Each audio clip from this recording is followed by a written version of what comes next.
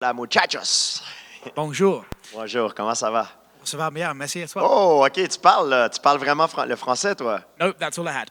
I thought he was playing, but he really does speak.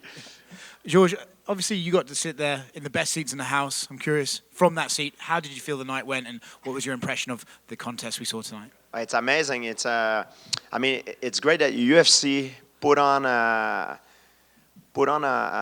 platform, an event to showcase the best grapplers in the world. You know, because grappling, submission wrestling, jiu-jitsu, whatever you call it, it's a specialty in itself. You know, it's very different than mixed martial art, and it's great. I mean, I'm very happy to participate to this, trying to bring the sport to a bigger audience.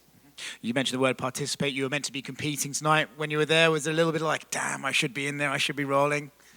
No, because I hurt my shoulder, and you know, everything happened for a reason. You know, I think I was, you know, I'm 42 years old, and when I was, it's like mentally I can't disconnect from the fact that when I'm competing, I become someone else. I'm extremely competitive, and sometimes I forgot that I'm 42 years old, and I don't give myself enough rest, and that's why I think I partially tear my labrum, my subscap, and my rotator cuff, but my shoulder is getting better, and we'll see how it goes, you know. The intention is still to compete in grappling. We'll see how I recuperate from it, because it depends how it's going to heal, you know, and I'm afraid that I'm afraid sometimes it leaves a scar, you know, or a chronic problem, and I don't want that to happen. I want to make sure I heal 100% right before getting back into high-level training. Yeah. The talk was it would be you and old friend Nick Diaz if it was to happen. If the healing goes okay and you feel comfortable, would you like to just rebook that and go ahead with that?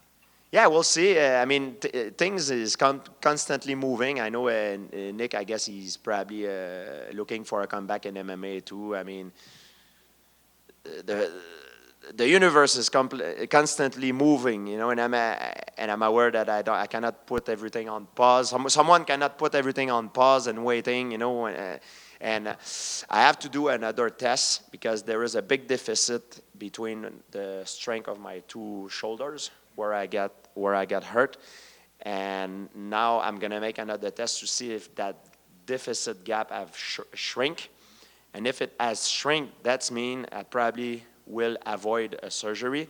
If it did not shrink, I will probably need a surgery. So there's still a lot of question mark, but to tell you subjectively how I feel it's getting better every day. That's how I feel. Last one for me. Now, you know this sport is an interesting one, the world of MMA, and sometimes these rumors can start. You know, recently Dana White said that there's a super fight in 2024 coming up. Can you tell us if you would be a part of that super fight? Absolutely not. You promise? I promise you. Swear on dinosaurs. No. I always told myself that I would not fight in a cage after the age of 40. You know, I don't say I will never compete in any combat sport event, but I fight in a cage professionally in a serious thing for my legacy. I will not do it. There is something that I care more about my legacy is my health, and I think it's sad because a lot of athletes in combat sport, actually most of them, retire too late. And I think it's a shame a little bit because they tarnish not only their legacy, they tarnish their health. I think it's important for an athlete to prepare their retirement early before they retire. So when they retire, they know where to go, you know, to do something off of